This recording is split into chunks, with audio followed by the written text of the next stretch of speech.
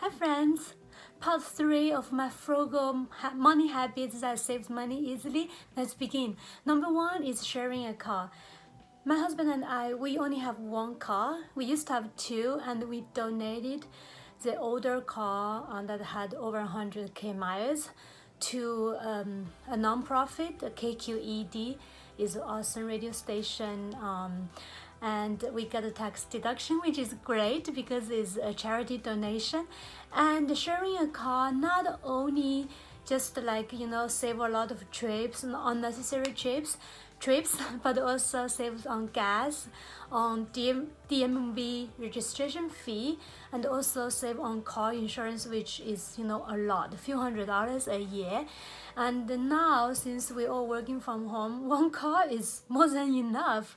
Even when we go back to work in the office, we will take turn. Like maybe Monday I go to the office, and then Tuesday he could go to the office. We will always, and even if we go together, I can bike to my office because I'm only like 1.3 miles away, and we can always carpool. And also there's public transportation, so there are many ways to do it. We also have an electric scooter that I love to take it to work. It's so fun. So, but just make sure we wear our helmets and just be safe, right? Okay. Number 2 is wear clothes more than once. Clothes like jeans, cashmere sweater, or jackets, those things don't mean to wash every time you wear it. I mean, during COVID, maybe we have different ways dealing with stuff and germs and all that, but I mean during like normal circumstances, clothes are not like we should not wash them too often. Like I wear a pair of jeans to go out maybe for an hour or two, and I come back, I change it immediately.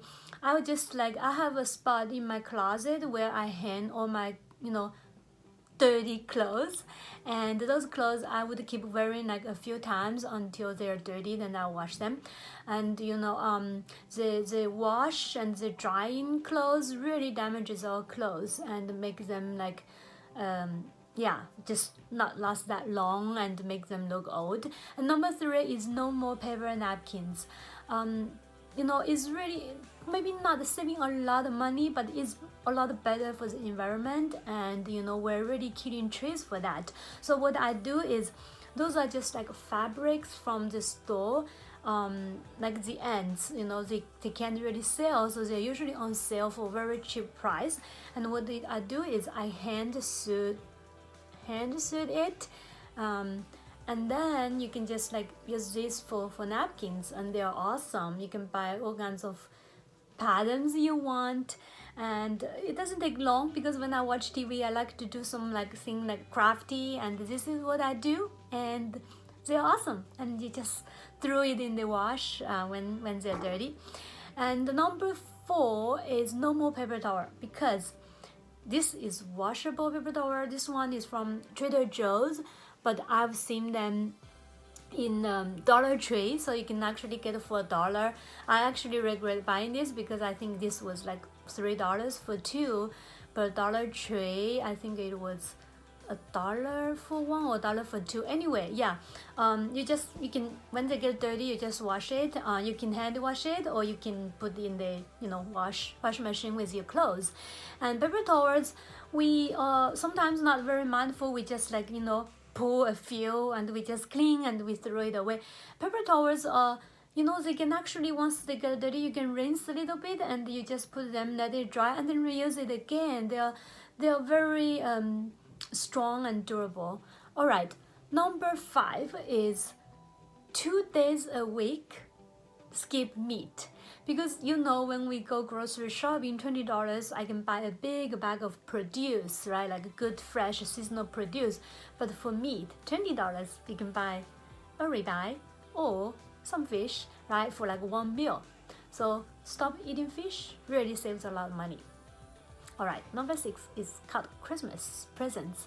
I mean, in 2021, if we are still doing Christmas presents and buying one for every single family member, I think it's a little bit overkilling, because I know it's a tradition for a lot of families, it's the biggest holiday, but there are many other ways to celebrate, like celebrate with a good meal and have some like game time, or and have some like experience and go somewhere, and or do something crafty with with our hands and things like that. And buying a gift for everyone in the family is really expensive, and also takes a lot of effort, because you really need to know what this person need. And most of the items end up in the garage not being used, and then there's garage sale, people are selling their presents or trying to re-gift. Anyway, it's not really a good situation. And so maybe start the conversation, talk to your family, and suggest something to do that maybe first time you want to be successful, but slowly maybe we can sell that idea, right? Okay. Number 7 is to clean your closet, shop in your closet. I know a lot of families have those walk-in closets, and there's layers of clothes, a few pieces of clothes hanging on one hanger, and some of those items we will never see them, therefore we never get to wear them. And then when we go shopping or shop online, we don't realize we have those, then we'll buy something that is very similar or maybe even the same, so it's really a waste of money. So instead, every season, try to reorganize and clean closet and get rid of things that you have not worn in the past year or two, and then really put those things you want to wear in the front that you can see, or organize things by color or by category, and whatever works for you. But just make sure you organize every season, so this way you don't end up buying things that you don't need or you already have. Number 8. Alright, is use the phone till it dies. I still have my iPhone 8 Plus, and I'm using it for film, so I cannot show you, but it works great. And iPhone 12 is out there, maybe 13 is coming. I'm not buying until this phone dies, because it costs over $1,000. That's really a lot of money. I cannot imagine to spend that much money every year just to try to catch up with Apple. They are a rich, big, gigantic company with a lot of money, and I don't think I need to contribute my hard-earned money to their revenue and to their stocks. I don't own any Apple stocks anyway, right? Okay, number 9 is put a cash in a bank account that offers the highest interest.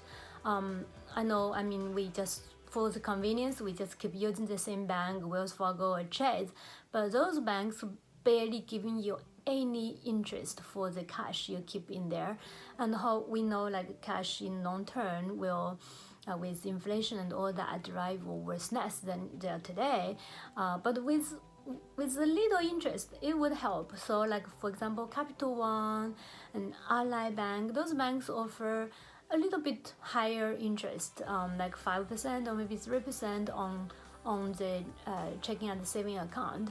And maybe it doesn't sound a lot, but $15 or $50, $100 a month is something, and it helps. Every dollar counts.